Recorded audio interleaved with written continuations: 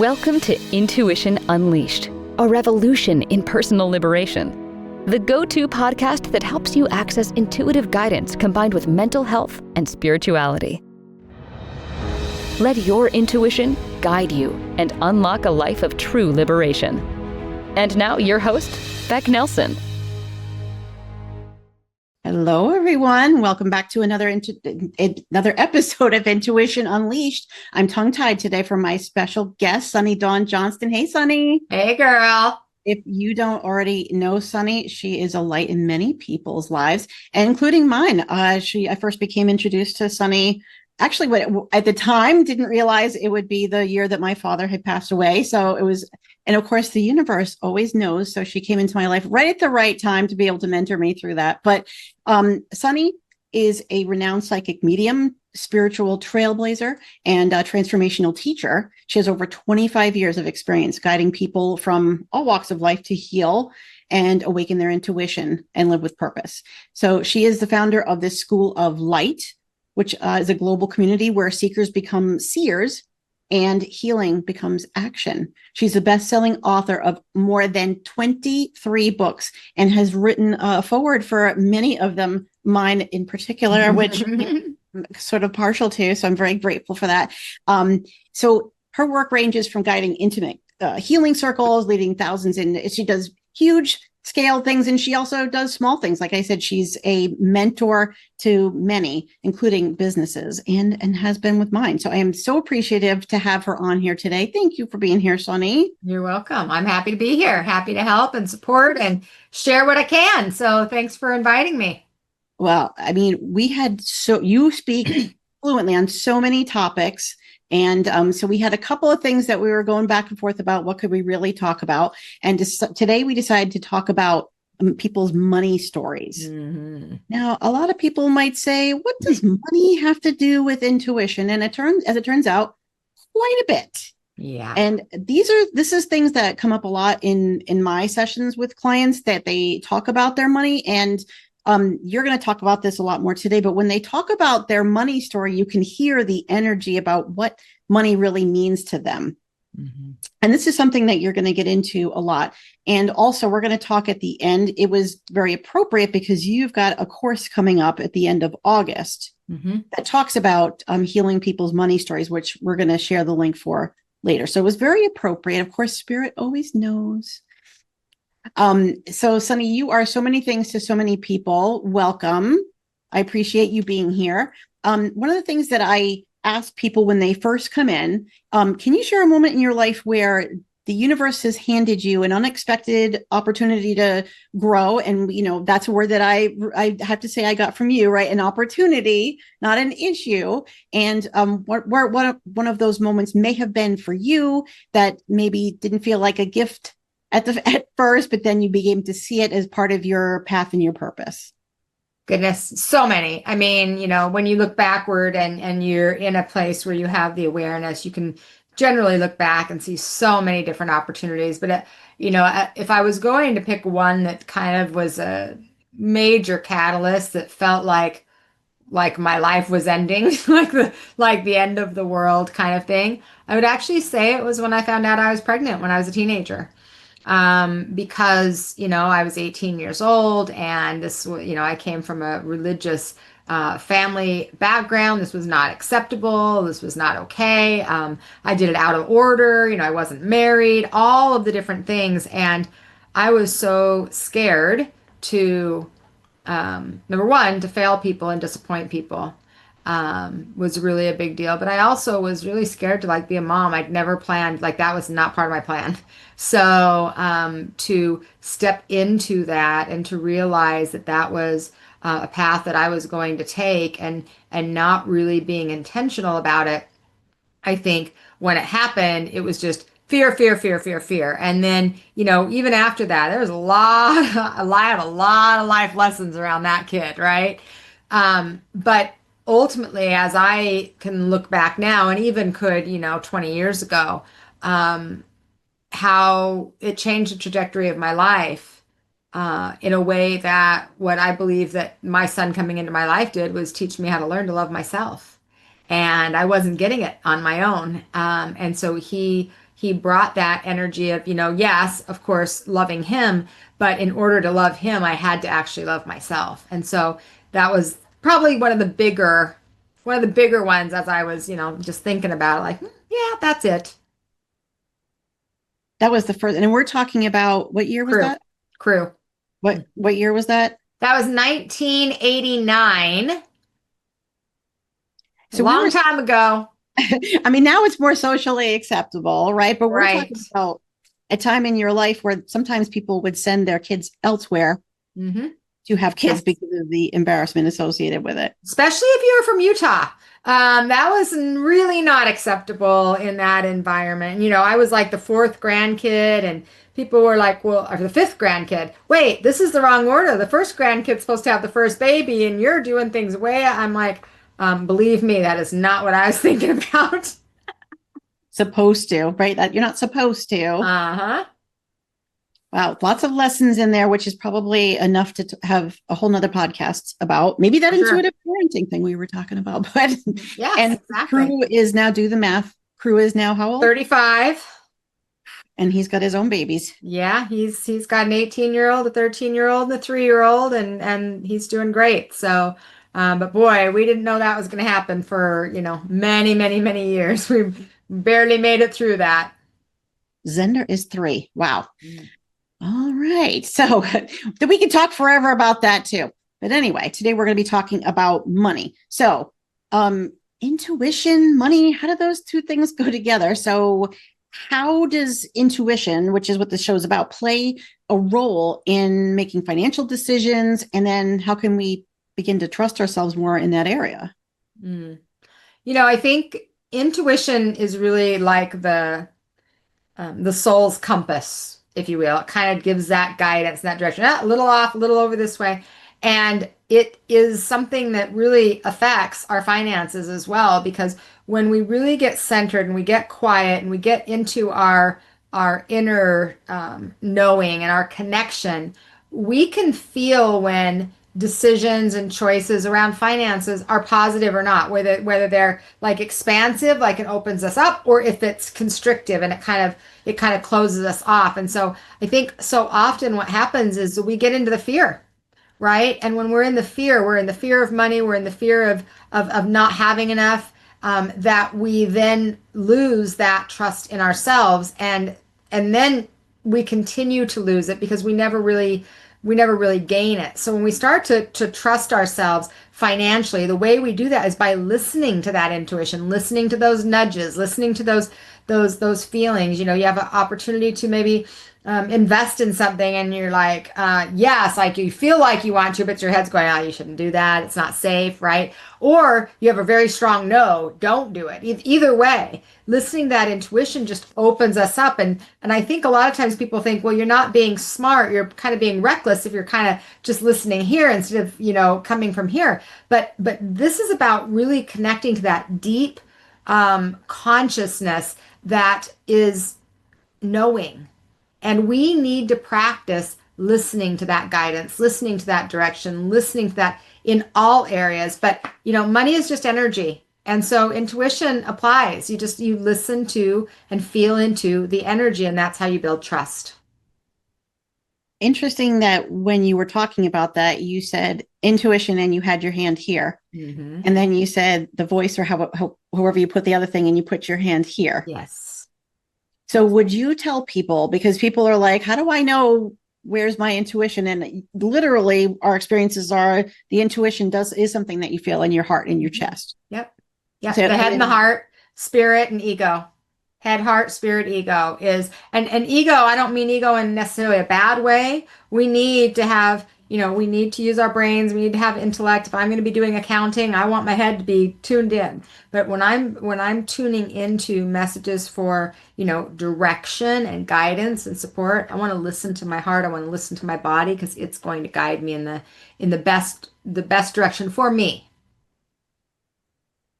Can you talk? Many of the people that are watching this haven't experienced that. How do I know something that's coming from my chest versus something that's coming from my ego or my brain? Yeah, this is hard because it takes very intentional presence to be able to discern where the information's coming from or what's actually even happening. Like, okay, am I just getting stuck in my head? Is my heart guiding me? Am I getting a sign or a message? And if it is it real? Is it really my intuition or is it not? I think most of the time, especially if you're new to this field, it's learning how to be present in the moment. Because when you're present in the moment, you can feel when you get into mental loops, right? Where you start the story and then the story and then the story and then it comes back and back and back. And then you can feel where you get more like, even if there's chaos, where there's this like peace, like, and that's, it takes a lot of practice to discern that, Becc, when you are new. It doesn't take as much practice as you've done this for decades, but when you're new, it's like building a muscle, and it can be exhausting because you're like, wait, is that my head? Is that my heart? Is that my spirit? Is that my ego? But when you do it more consistently, it becomes just part of the practice, so that you're very in tune and aware. Okay, my spirit, my heart, versus my head, my ego. And so it's going to be presence and discernment. That's a tough word for people when they're Yes. new. Mm-hmm. One of the things that I remember when I was first tuning into that myself is that your intuition is never going to be fear-based or worry-based. So Right. any of those messages are not going to sound like that. Right. And the fear and worry is always here. Fear and worry is always here. Even if your heart's racing, that doesn't necessarily mean it's afraid. That can mean it's excited, right? It can mean it's excited, it's energetic. So it doesn't have to be fear. We just associate heart racing with fear. But excitement is the same feeling in the body, but has a completely different energetic makeup. And that is possibilities and openness, and that's coming from here. So it does take practice. It is a process of learning and being able to discernment, being able to tell the difference between.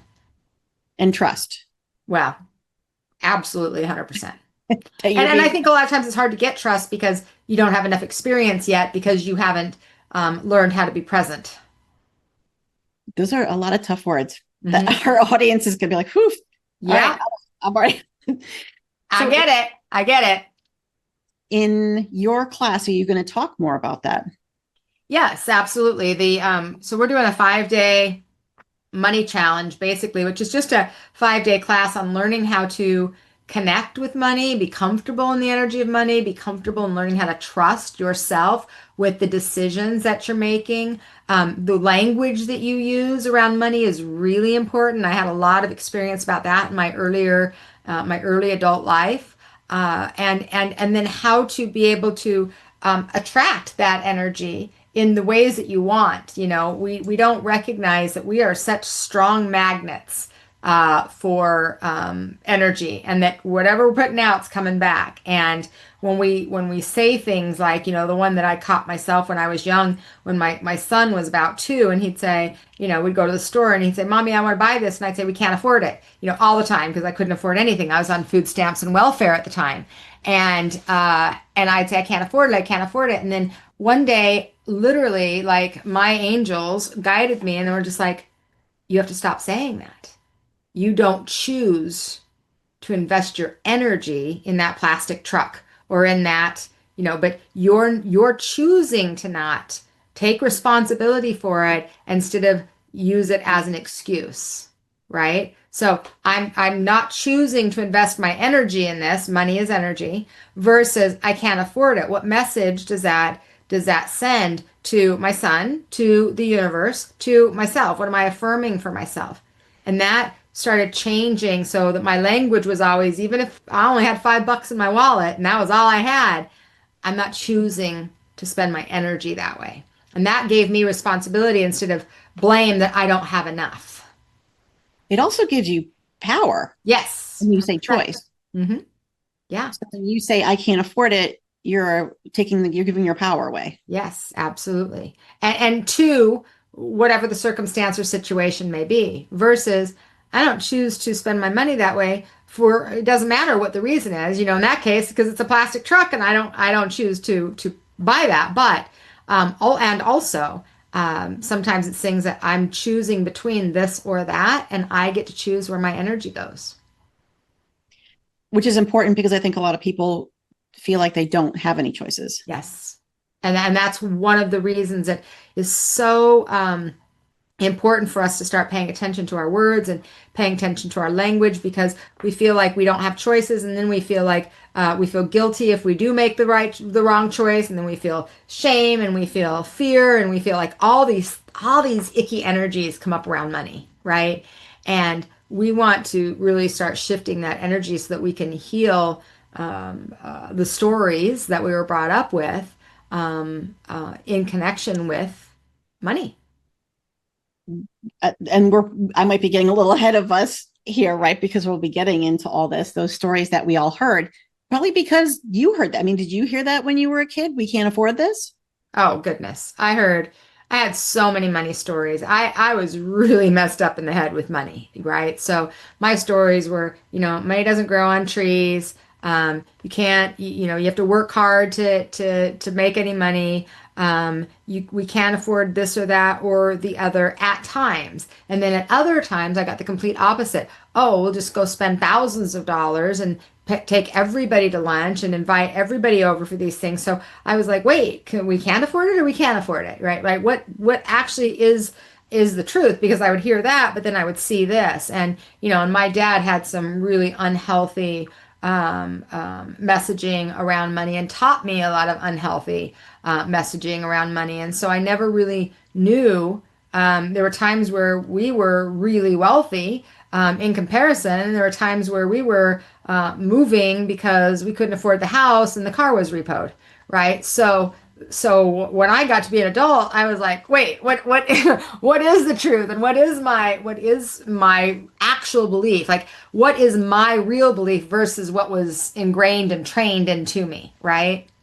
Well, you know what? When you said that, the energy that I got, maybe this is from my own childhood, when there's that dual message between we can't afford this and we're going to feed, all these people, is like, so it's not that we don't have it. It's just that you're choosing to not spend it on me. I'm not Correct. worthy of that. But all these other strangers are. Mm-hmm. And that can be absolutely, in my situation, I always had, growing up, I always had everything I wanted. Usually I had more than what I wanted until my dad started struggling financially. And then it was confusing. I had a very different life than most people. I started working at 9 years old. I quit school and ran businesses. I literally ran a business at 14 years old, a fast food business for 2 years. Quit school at 15 to run it completely. So, I've worked literally since the age of 9, and I'm not talking like on the week. I'm talking all the time. And so I think that kind of training also in that sense, and a lot of times my dad would give me a check, but I couldn't cash it, right? Like there was no money to cash it. So I actually still have these. I found them in my filing cabinet about 10 years ago. And I was like, should I keep these? And for whatever reason I kept them. And there was, I think it was $27,000 worth of checks that were given to me between the ages of 12 and 15 that I could never cash. Imagine that. Wow. Right?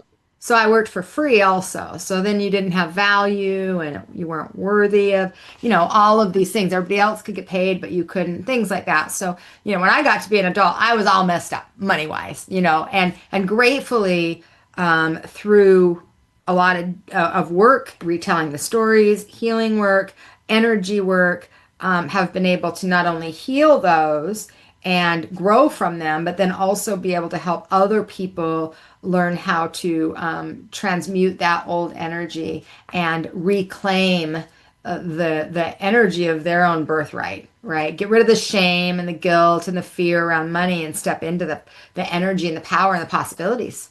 Well, that brings us to our next question, but to kind of talk about what you were just saying, the other thing that I got from that was women have no power with money.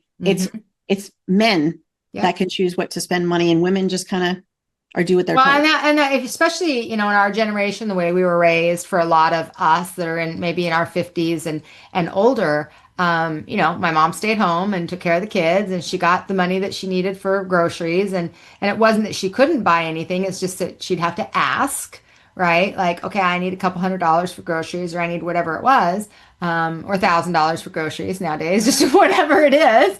And so there was never, in my world, there was never an opportunity to see a woman actually make money, and have her own choice. And my dad wasn't like controlling in that way with her. Like, if she wanted to buy whatever she wanted to buy, she could, if they had it. But it was always, he needed to write a check, or he needed to give her the money. And I knew at a young age, I'm like, that's not happening for me.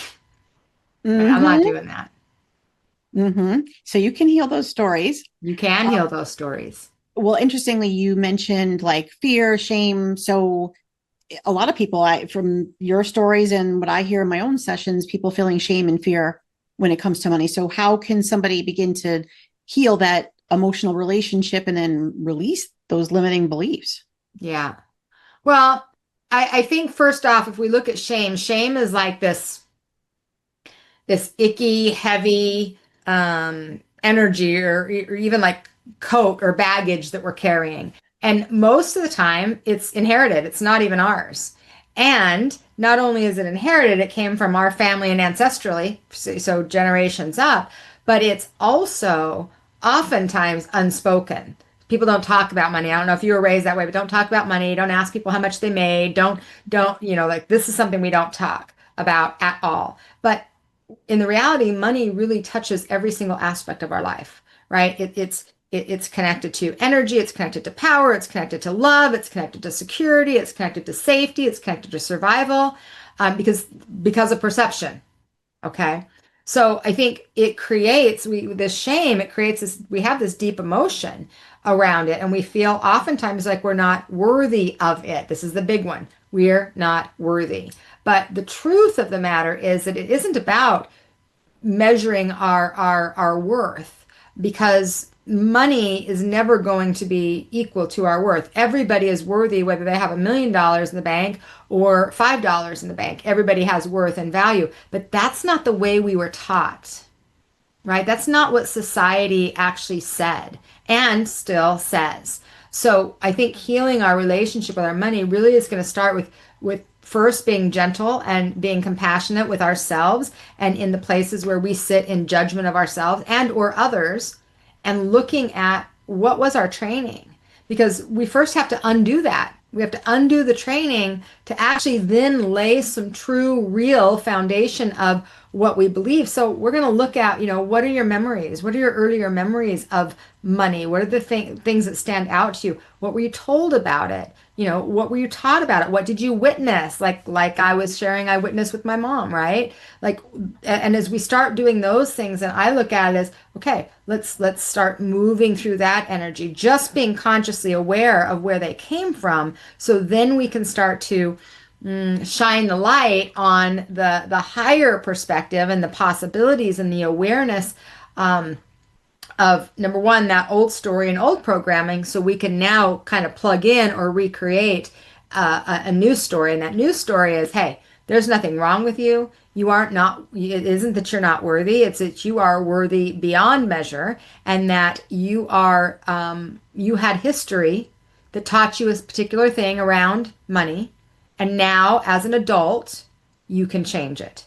And we have to then write new stories. And we are, luckily, the ones that get to write them, if we're consciously aware. But if we're not, we're going to stick in that shame and stick in that fear, and we're not ever going to move out of it. And that's generational. 100%. I like that you call it a story, because a story is someone's opinion. It's from their perspective. Yep. That doesn't make it true. Right. And it was your parents' story that then you learned, and then you told the story because it was the only story you knew, until you know better. And when we know better, we're going to tell a new story, a better story. So does that mean that when one of those rules that says you can't ask somebody how much they make, or it's rude to talk about it not only is it work, you can't ask somebody else what they make, but you also can't talk about what you make. Right. No, you don't ever talk about that because, well, then what will people think, I guess? Like, I had an uncle when I was growing up that was a real character. He was just a funny guy. And he always asked, he was always like, so what'd that truck run you? Hey, how much was that vacuum you just got? Just always, everything all the time. And everybody, I remember this as a little kid, everybody would talk about him like he's so inappropriate. Why does he ask these things? Now nowadays people would probably give him a label. He'd probably have a special label. But back in the day, I kind of thought it was refreshing. Like, oh, well, we could actually, I'm curious about how much that truck was too, or whatever it was. But I think that when we start really looking at the fact that if we just lay this all out on the table, again, if we're with the concept that everything is energy, then it's just energy. And energy comes and goes, and it gets higher and lower, and it's bigger and smaller. Like, it's just energy, and there are numbers assigned to the energy, okay, but it doesn't have any power over you except the power you give it. The power of that story. Mm-hmm. You got it. Oof, so I know that your mom still lives with you. Yeah. Does she still tell those same stories, or have you been able to help her transmute that? Ooh, that's a good question. She still tells her stories. She's had a different life and a different experience than I have. And I feel like part of the reason that I'm in the place I am in is because I did learn from her. And I learned from her what I didn't want, and how I didn't want it to be, which was a great gift to me. But I think that in the background that she had with the environment and the situations that occurred for her, she still has a lot of those wounds from her history. And I wish that I could change them. And what I've learned, and you've probably learned this too, Becc, is we can have the knowledge and the wisdom for lots of people in lots of areas, and we can't do it for them. Mm-hmm. Do you catch yourself sometimes in those old stories, or are you past that? You know, I if you would have asked me this a month ago, I would have said I'm past that. Except for something came up this last month. And I'm like, oh, yeah, there I am right there. I'm still, and what I recognized was I have a tendency, because of the history that I had where I struggled so much and was on food stamps and welfare and all the things, is I like to have a good cushion. I like to have a really solid amount of money that is just there, not necessarily a safety net or anything like it, but I just like to have it. And I recognized that I was going to spend some money on something, and a little fear came up. And I'm like, oh, that's still there. So I think we're always a work in progress. Always. Absolutely. It's nice, I think, for other people to hear that as much work as you've done, that you still get stuck in and catch yourself too. Yeah. And the great thing is we catch ourselves. Thankfully. Yeah. And that's an interesting point too, because I'll say this to my own clients, like the fact that they think that when you still have these blocks or things come up, that means that you're stuck, right? That you're not making progress. No, that's not a mark of making progress. It's, do you catch yourself? Right. Exactly. All right. Well, believe it or not, we're halfway through. So we're going to take a 2-minute break, but when we come back, we're going to talk about spiritual and energetic blocks that are related to money and what you've seen.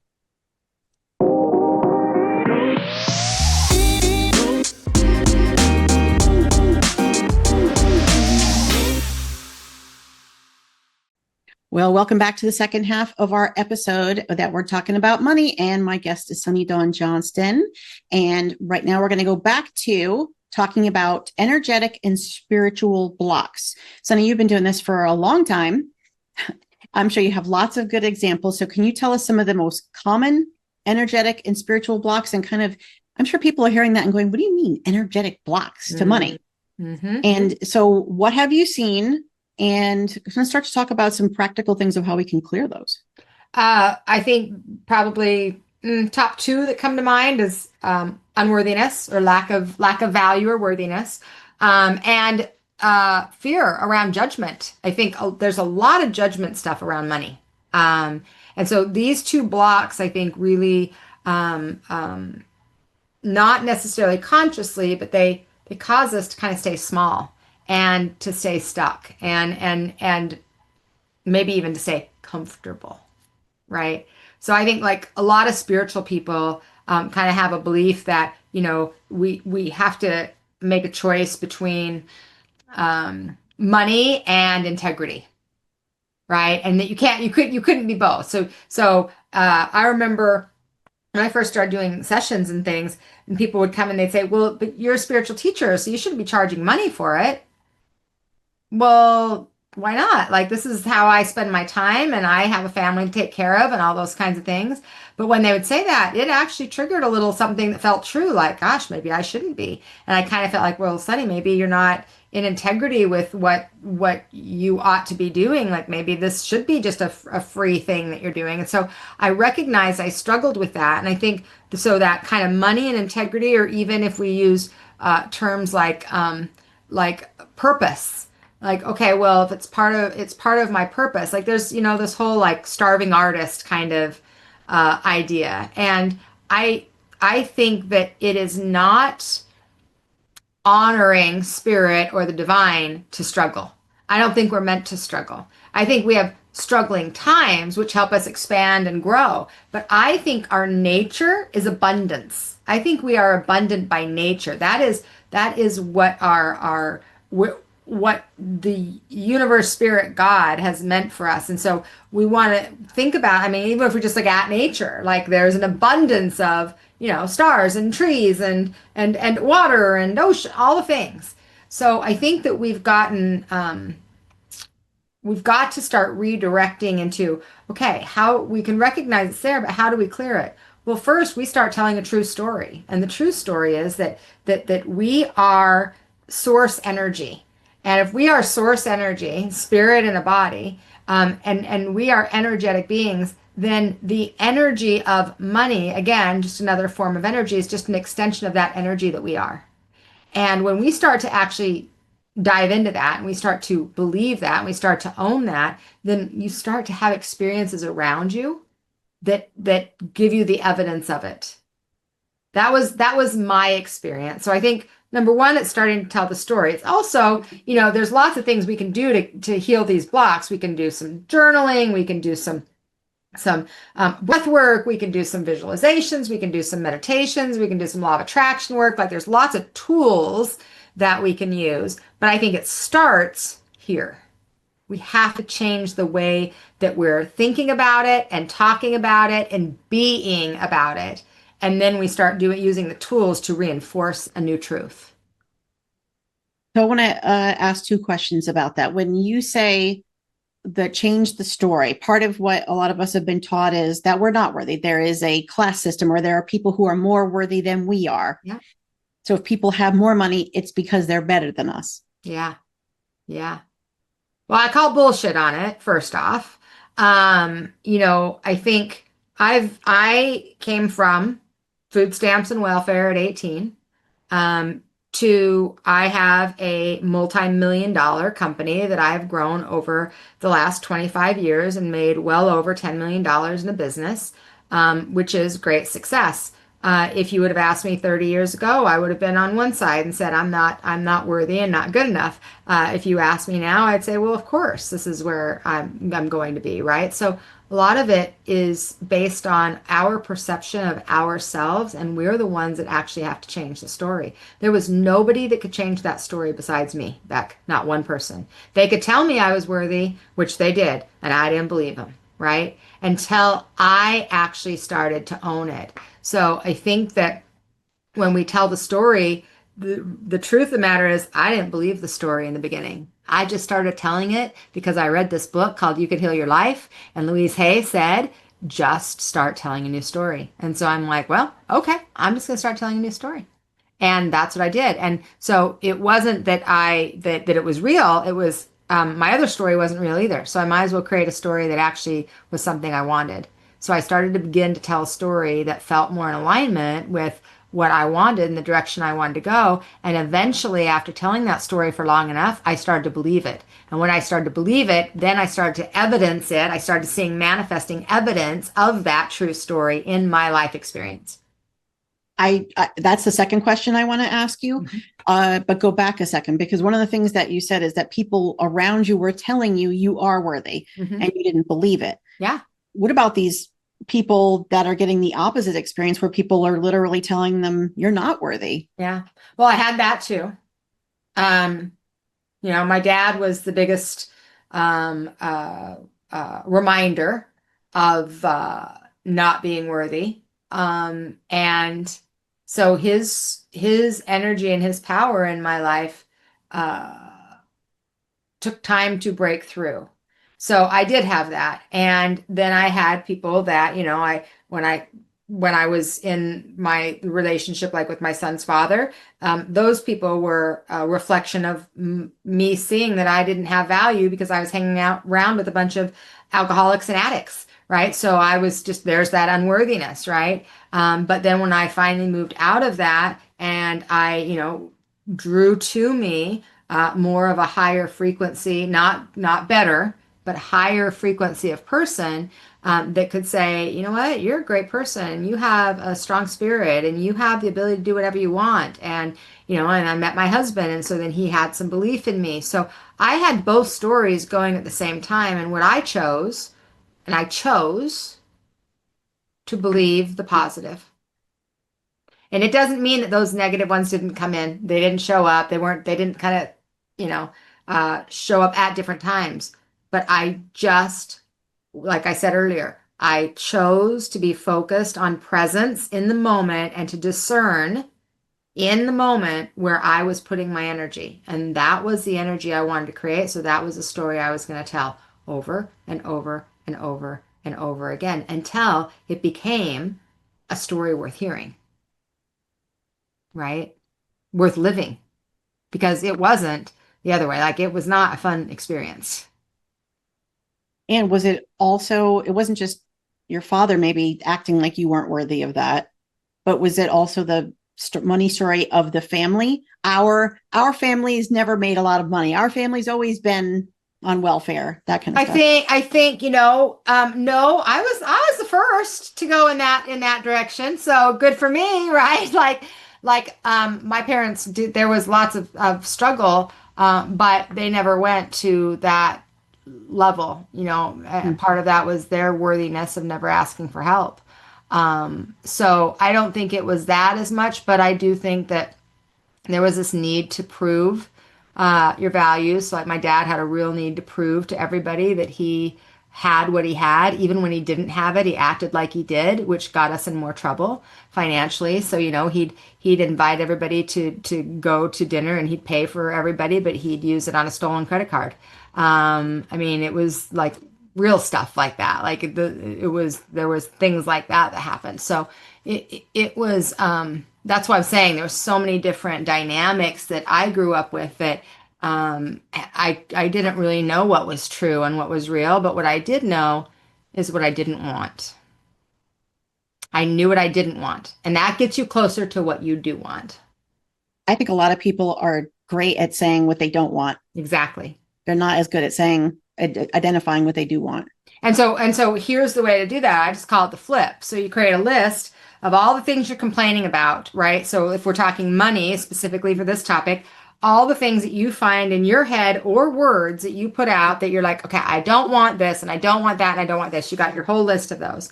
And then on the other side of the paper, you flip what that don't want is to what that actually the opposite of that is. So if I don't want to be struggling all the time. Okay, I want freedom, maybe, right? I don't want to have to ask for money. Then I want to be able to be self-sufficient, right? I don't want to be on food stamps and welfare. I want to make enough money to be able to support myself and my family. So whatever those things are. So then instead of the affirmation, because you can do a negative affirmation, people do them every day, all day long. And we do the positive affirmation instead. We just go, okay, I'm just going to tell the story the way that I actually really want instead of what I get stuck in. Because that's what we do. We get stuck in it. I was sharing with you at the break, what I see a lot when I work with couples is that they'll say why they can't do something, and it's always related to finances. We can't go on vacation because we need to have a cushion in the bank, and we don't have a cushion in the bank. So, and then I'll say, well, how much of a cushion do you need to have in order for you to feel comfortable going on vacation? Mm-hmm. And there's never an answer for that, which tells me it's not really right about. Yeah, that's not what it is. They probably have a fear of spending that money for whatever reason. And so there will never be an amount that's enough. It's kind of like there's never a good time to have a kid. There's never a good time to, that's kind of how it is. What you got to do is remember, we got to live in this present moment, in this life right now. And we want to use the energy in ways that are mindful and that we're good stewards of the energy that we've been given. And to me, that is our physical energy, right? Our health. I'm a good steward of my health and my body. I'm a good steward of the energy through finance that I've been given. So I help and I support and I take care of my responsibilities, and maybe I help others, right? I'm a good steward of my energy in all these different areas. When we start to be in that state, then I think there's more of an ability or willingness maybe to give and exchange a little bit. And also, a lot of times, the underlying reason why there's never enough cushion is because I don't feel worthy of going on that vacation or of buying that car or of spending it on that thing, right? I bought four years ago, my husband and I went and we bought a brand new RV. And new RVs are expensive. I'd never even bought a new car. I've always bought cars that were a couple of years old, like wear out all the shit on it, make sure everything's good. Like that was kind of my philosophy. I've had some leases that were new cars, but I'd never bought a new car before even. And so, and then here I am, and I didn't want to buy a new RV. I wanted to buy a used RV, but we couldn't find any because it was during COVID and everybody bought RVs. There weren't any left. And so we got this new RV. And my money stories came up so bad, so strong. And the way they came up is that RV had problems from the get-go. Every issue that could go wrong with that RV went wrong. And I recognized it was now this wasn't conscious, of course, but it was my resistance, because I really didn't want to buy a new RV, but we needed a new one and we couldn't find a used one. So everything came up and just everything broke down and it had all these things. Then a microburst hit us and the whole thing exploded. And I mean, I'm talking, it was just everything. And I'm like, oh, I still got some work to do. Okay. So you directly related that to your 100%. Wow. And also I remember they couldn't even get the parts because it was COVID. Right. To fix it. For a year and a half. It was. So then what I got to do, so this is what I got to do. I got to pay for the RV every single month and I couldn't use it for 2.4 years. Yikes. Yeah. It gave me a real opportunity of, okay, son, you felt comfortable in making an investment of paying a certain amount. And also, there's this part of you that didn't feel deserving. What are people going to think? I don't want people to think I'm all fancy. And like all those things, all of them. Okay. So when you talked about shame before, you're not just talking about shame involved with not having enough money. You're talking about shame about having too much or more than, for sure. And I've been on both sides of that because I've been on both sides of the equator. So, as far as money goes. So certainly there have been, as I've come to this part of my life where those have been more of the stories that have come up is, I don't want people to think I, care about these things or that this matters to me or whatever it happens to be, even if it does matter. Like, okay, wait. Why do you care? Why does it matter? Well, because I don't want people to perceive me as greedy or, whatever it happens to be. And so much of that training, those stories also came from my dad, right? Because my dad did get greedy. That's why we lost our businesses, because he did lie and he did cheat and he did. So all those things. So when you start to put those things together, you start to go, oh, okay, you can be on one side and then you can do a really good job and move. And then there's another story on the other side too. And we're learning the whole time. Oof, I'd never put that together. when you talked about the issues with the RV, but yeah, that makes sense. And Yeah. so you also say, I'd like some examples of this. You said when you started changing your money story, you started to see evidence of that shifting. Can you say a little bit more about that? Yeah. So a big piece of my money story was when I first started working, doing readings and things like that, because I was a stay-at-home mom before that. I was a single mom first, then I married my husband. I was a stay-at-home mom for a little while, and then I'm like, okay, I got to do something. Like I can't just be a stay-at-home mom; won't work for me. And so when I started working, I started doing readings and private sessions and things for people. I couldn't take money from them. Like literally could not have them hand me money and actually take it from them. I had this like the shame, the money story, you're not good enough. This is a spiritual gift. Shouldn't you be giving it for all those stories? For 4 years, I couldn't do that. And and then I'm going to share the story because I think it's valuable for people. So then I was really working. I was talking to Spirit. I was really working on figuring out. Okay, Sunny, I had a woman that said, "Well, how much is it?" And I said, "Just whatever you want to pay. Just just a donation." She's like, "Well, I'd really just like to know what your rate is." And I'm like, "Oh, I don't have a rate. I just take donations, and you can just pay whatever you want." And she was irritated by it. So then I felt bad that I had disappointed her because she was irritated by it. So I'm like, all right, Sunny, you've got to figure your shit out. So, so I was talking with Spirit and I was, okay, I need to figure this out. What the heck? So Spirit gave me the image of, at this time, this was in early 2000s, like 2001, I think. And, or maybe two. And, Michael Jordan was like the best basketball player in the world at the time, and he was on the Chicago Bulls, and they were like, it was a big deal, right? They were like dominating, they were winning all the stuff, all the things. And my birthday is the 23rd, and Michael Jordan wore the number 23. They showed a picture of Michael Jordan. So in my mind's eye, they showed a picture of Michael Jordan shooting basketball.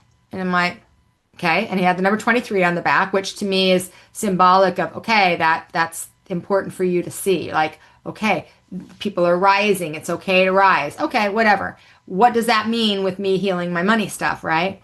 Then they showed me, it was all sports, and I wasn't a sports person, which was funny.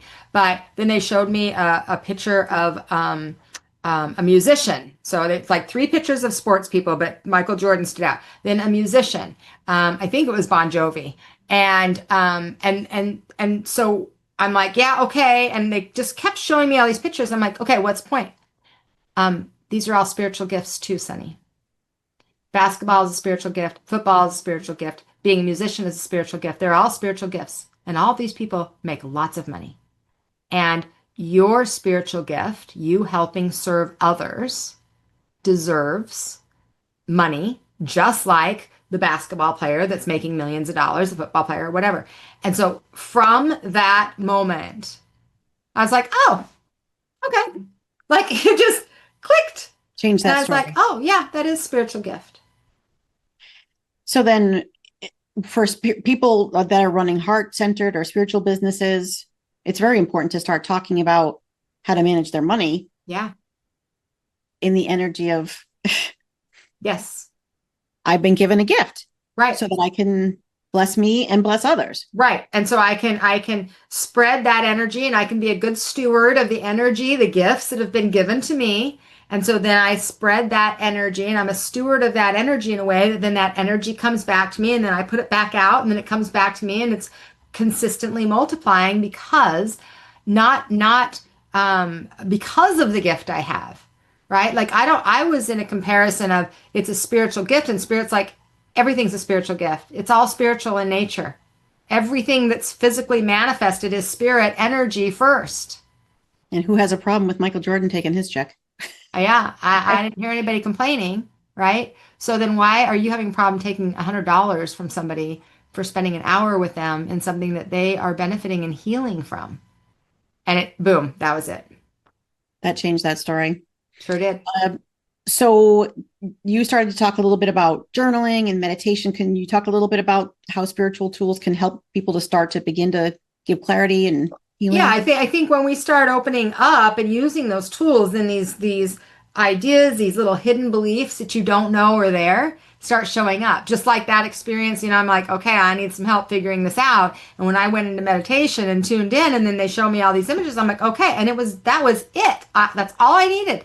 Done. And I'd been dealing with it for a decade, right? So that I think when we get into meditation or visualization or journaling or whatever it is, it creates space for us to really observe our action and our reactions. And then oftentimes, for me, I call in the angels as well. And when I call in the angels, and they give me little insights to help me to just see, oh, okay, this is a wound you're holding on to, or is this a belief that you're holding on to? And when I do that, I'm inviting the energy of awareness and healing in. Just creating that space is an invitation for guidance, direction, and answers. And so that is, to me, it's like symbolic of opening up to the possibility, or to the truth, or to a different perspective through those things. So certainly, I think a big piece of all of this is taking responsibility for where we are, where we've been, what we've done, what our belief systems have been, and then letting the support of our team, whatever term, however you believe that to be, come in and actually help us when we're willing to actually show up and be present with it. And so I love journaling because I think a lot of things kind of slide out that we wouldn't even necessarily notice otherwise. I think that gives us a lot of value. But meditation can be a really great way. Sometimes people need to calm their nervous system around finances and money. So breath work can be really good. Tapping can be great. There's so many great tools. So many. I think for some people, just listening to this might be that. It could be. Yeah. Sometimes it's just you hear one thing and it flips it all for you.